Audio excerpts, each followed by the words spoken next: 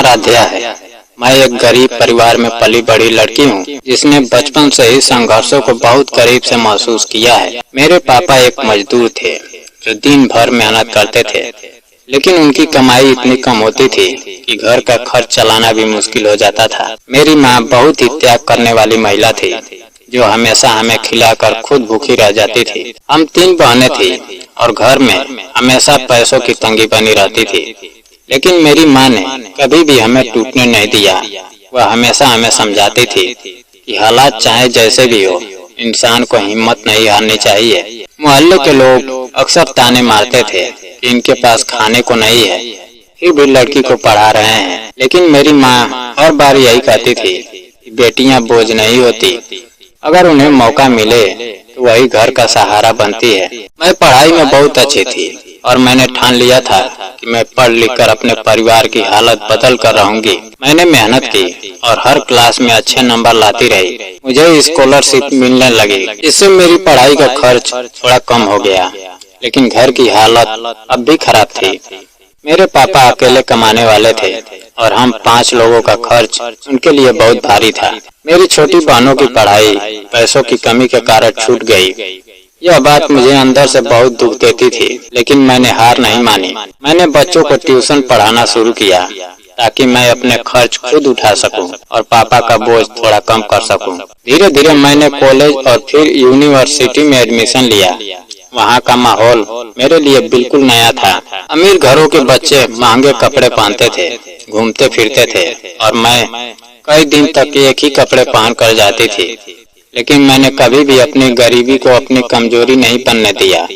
मैं सिर्फ पढ़ाई पर ध्यान देती रही। कई बार लोगों ने मेरा मजाक उड़ाया, कई लड़कों ने मुझे परेशान करने की कोशिश भी की, लेकिन मैंने हर बार उन्हें नजरअंदाज किया क्योंकि मुझे अपने लक्ष्य से भटकना नहीं था। मैं जानती थी कि मेरे पास समय बहुत कम है और जिम्मेदारियां बहुत बड़ी है।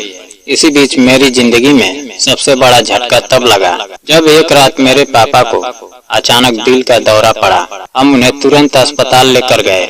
मैं पूरी रात जागती रही और भगवान से दुआ करती रही कि मेरे पापा ठीक हो जाएं। लेकिन अगले ही दिन डॉक्टर ने बताया कि मेरे पापा अब इस दुनिया में नहीं रहे। यह सुनकर मेरी दुनिया जैसे खत्म हो गई। लेकिन उस समय मुझे अपने आंसू रोकने पड़े क्योंकि मेरी माँ और बहनों को मेरी जरूरत थी। मैंने अपने पापा का अंतिम संस्कार खुद किया और उसी दिन यह ठान लिया यह मैं ही इस घर की जिम्मेदारी निभाऊंगी। इसके बाद मैंने नौकरी की बहुत तलाश की, लेकिन हर जगह मुझे निराशा ही हाथ लगी। कहीं मुझसे रिश्वत मांगी जाती थी तो कहीं मेरी इज्जत पर बुरी नजर डाली जाती थी। मैंने हर बार इनकार किया क्योंकि मैं अपनी इज्जत के साथ कोई समझौता नहीं कर सकती थी। धीरे धीरे मेरे सारे रास्ते बंद हो गए और घर की हालत और खराब हो गई। मेरी बहन की शादी की जिम्मेदारी भी मेरे ऊपर थी और मेरे पास पैसे बिल्कुल नहीं थे। तब मैंने फैसला किया कि मैं खुद का काम शुरू करूंगी। मैंने अपने घर के बाहर एक छोटा सा फास्ट फूड का ठेला लगाने का सोचा। शुरुआत में मुझे बहुत दुख हुआ।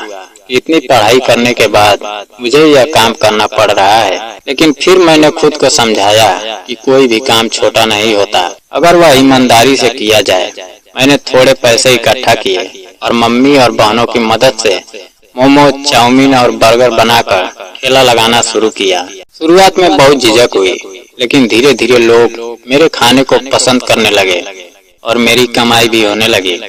इससे हमारे घर का खर्च चलने लगा और मुझे थोड़ा सुकून मिला। एक दिन रात के समय जब मैं अपना ठेला समेट रही थी, तब मैंने देखा कि एक लड़की अपने छोटे बच्चे के साथ सड़क किनारे खड़ी है। वह बहुत डरी हुई थी और बार बार इधर उधर देख रही थी। बच्चा भूखा था और रो रहा था। मैंने उसे खाना दे दिया। वह लड़की रोने लगी और मुझसे मदद मांगने लगी। उसने कहा कि उसके पास रहने की जगह नहीं है और वह रात सड़क पर नहीं बिता सकती। मैं एक लड़की होने के नाते उसकी हालत समझ गई और उसे अपने घर ले आई।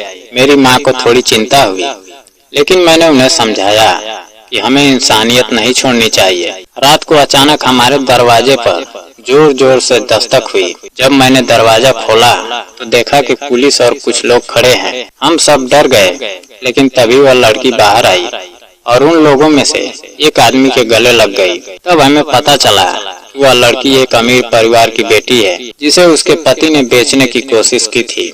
और वह किसी तरह बचकर भागी थी। उसके पिता उसे ढूंढ रहे थे। उन्होंने मुझसे माफी मांगी और मेरा धन्यवाद किया। कुछ दिनों बाद उसी आदमी ने मुझे अपने ऑफिस बुलाया। उन्होंने मेरे बारे में सब कुछ पता कर लिया था और मेरी मेहनत और ईमानदारी से प्रभावित होकर मुझे अपनी कंपनी में नौकरी का ऑफर दिया। मैंने यह मौका तुरंत स्वीकार कर लिया क्योंकि यह मेरे लिए एक नई शुरुआत थी।